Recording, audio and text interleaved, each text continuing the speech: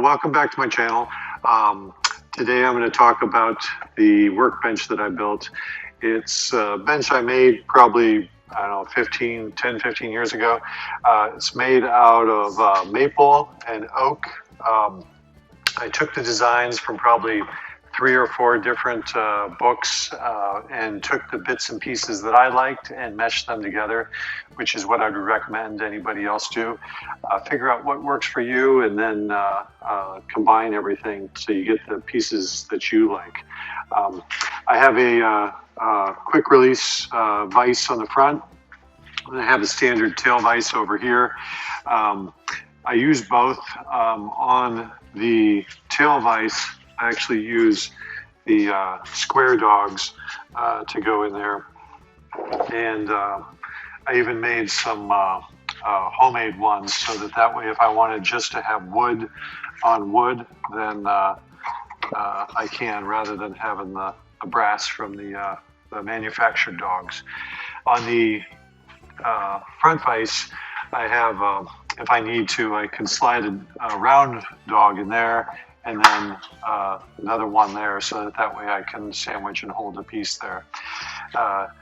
So I used a number of different joints, which I'm going to do a picture and then voiceover to show each of those. I chose joints that I had never done before. There's a standard dovetail over here, a nice big one, and then you can kind of see the dovetails here. And down here on the cross pieces, those are actually wedge dovetails. So if I want to, I can knock this out and this will lift up and slide right out of there.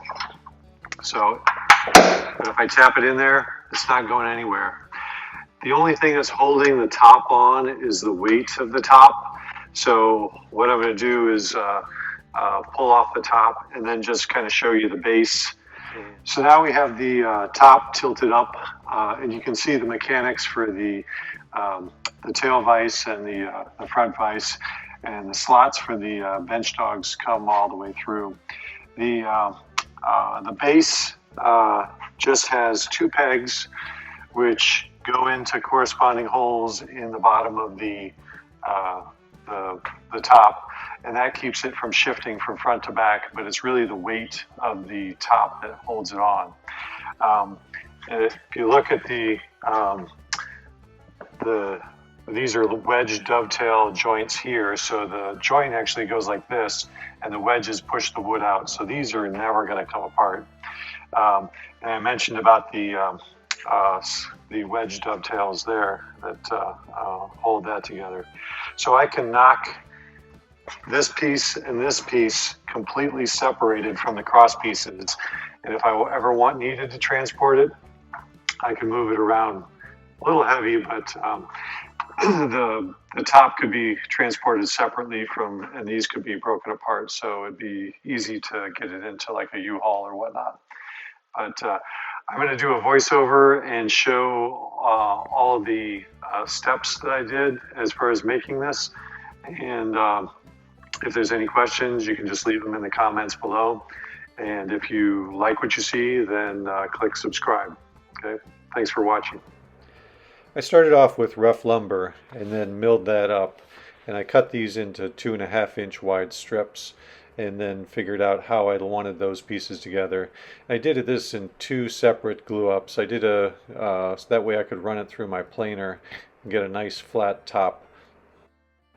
After that, I took those 2 separate pieces and then glued those together, and this gave me my basic top for my workbench. I then squared up the ends so I could cut it to the final length. These are boards that I used for the legs as well as for the cross pieces, and here are the stout legs that I made. I had to drill out and then chisel out mortises for the legs to go through the cross pieces, and then here are the finished legs and cross pieces, and there's the fox wedge dovetail joint that I made to hold it together. Now these are the stretchers for the workbench, and one of them had a defect, so I filled it in with some epoxy that was stained with some ink. Then I made the tenons on the stretchers, and you can see the shape of the wedge dovetail on these. And here's another shot of the stretchers going through and how the wedge dovetail just really locks it together nicely. The next step was to make the apron and the perimeter that goes around the workbench. And here's a large dovetail for the one end that holds that corner together. I made a jig for the dog holes and routed those out. I did make a little error on one of them and used a little epoxy to fill that in. Here is the front apron portion. I cut a small cut in there, which allowed me to put a little wooden stop that slides up and down. Then I attached two pieces of all thread, which extended through the top to help hold those slats together. And I sanded and sanded and sanded till I got a nice flat surface. Then I made the box for the tail vise and attached that. And then I attached the front vise and then was ready to use the workbench. All right, so I figured I'd also show the table in kind of action. So it's going to grab a regular piece of board. You need to face join the board.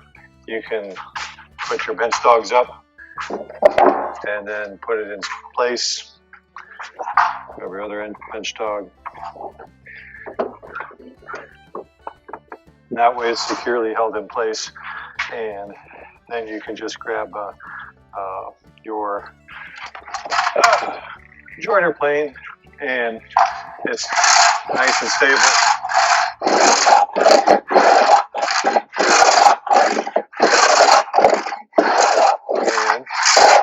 And can face join it. The same respect you can do an edge join is take it up here, little dowel rod in there, and then set that there.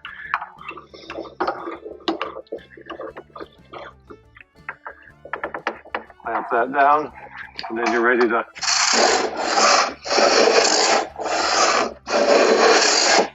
do an edge join. So the other thing that this table has, which I use on occasion, is a little wood stop that slides up from the middle.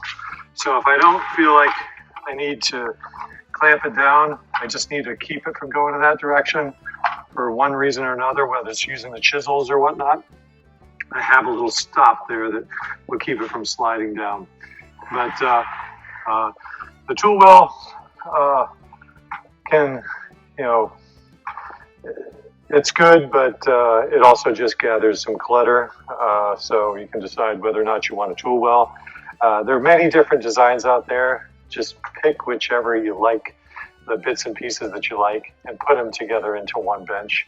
I really like mine because it's heavy, it's not going anywhere, and it's probably one of my favorite projects that I did. It was well worth the time that I put into it. So again, thanks for watching. If you like what you see, click subscribe, and tune in next time.